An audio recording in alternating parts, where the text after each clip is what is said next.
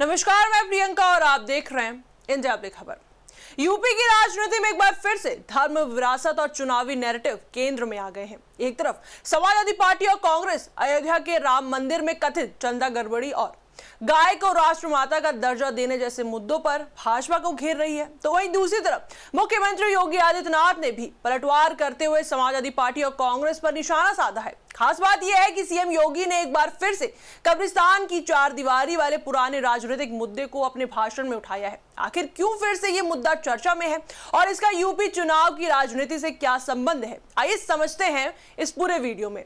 उत्तर प्रदेश में विधानसभा चुनाव से पहले राजनीतिक बयानबाजी तेज हो गई है। समाजवादी पार्टी और कांग्रेस जहां अयोध्या के राम मंदिर में कथित चंदा गड़बड़ी और गाय से जुड़े मुद्दों पर भाजपा को घेरने की कोशिश कर रही है, तो वहीं दूसरी तरफ मुख्यमंत्री योगी आदित्यनाथ हैं जो इन आरोपों का जवाब देते हुए विपक्ष पर तीखा हमला बोल रहे हैं। बांदा में 710 करोड़ रुपए से अधिक की 229 विकास परियोजनाओं के लोकार्पण और शिलान्यास कार्यक्रम में पहुंचे मुख्यमंत्री योगी आदित्यनाथ ने अपने संबोधन में समाजवादी पार्टी और कांग्रेस पर तीखा हमला बोला।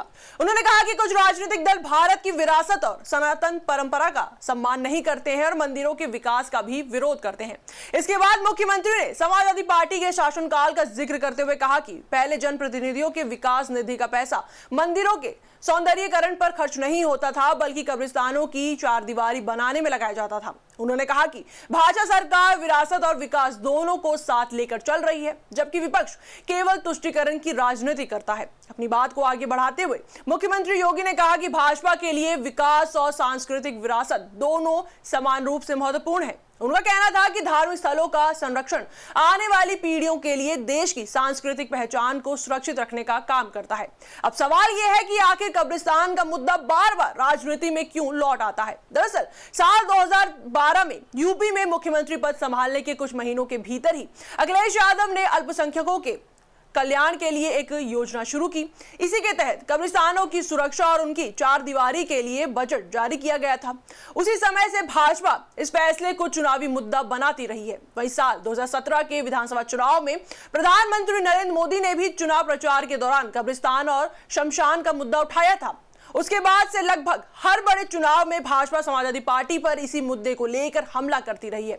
अब एक बार फिर मुख्यमंत्री योगी ने अपने भाषण में इसी राजनीतिक मुद्दे को सामने रखा है। वहीं दूसरी तरफ समाजवादी पार्टी का फोकस इस समय अयोध्या के राम मंदिर में कथित चंदा गड़बड़ी के आरोपों पर है। समाजवादी पार्टी के अध्यक्ष अखिलेश यादव लगातार इस मामले को उठाते हुए भाजपा सरकार पर सवाल खड़े कर रहे हैं। कांग्रेस भी इस मुद्दे पर भाजपा को घेरने की कोशिश कर रही है। इसके अलावा गाय को राष्ट्रमाता का दर्जा देने की मांग भी राजनीतिक चर्चा का विषय बनी हुई है।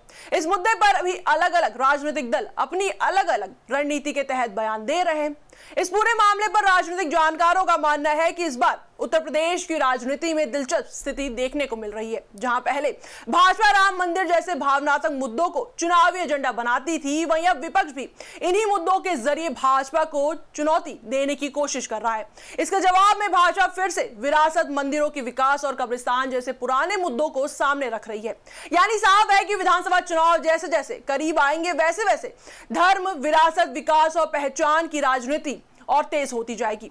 आने वाले दिनों में देखना दिलचस्प होगा कि जनता के बीच कौन सा मुद्दा ज्यादा असर छोड़ता है, राम मंदिर में कथित चंदा गड़बड़ी का सवाल या फिर विरासत और विकास के नाम पर भाजपा का जवाब। फिलहाल उत्तर प्रदेश की राजनीति में आरोप प्रत्यारोप का दौर जारी है। एक तरफ विपक्ष भाजपा को राम मंदिर और गाय जैसे मुद्दों पर घेर रहा है, तो वहीं दूसरी तरफ भाजपा समाजवादी पार्टी और कांग्रेस पर तुष्टीकरण की राजनीति का आरोप लगा रही है। चुनावी माहौल में यह सियासी मुकाबला आगे किस दिशा में जाएगा, इस पर सभी की नजर बनी हुई है। इस पर आपकी क्या राय है, हमें कमेंट सेक्शन में जरूर बताएं। वीडियो को लाइक करें, शेयर करें, हमारे चैनल को सब्सक्राइब करें।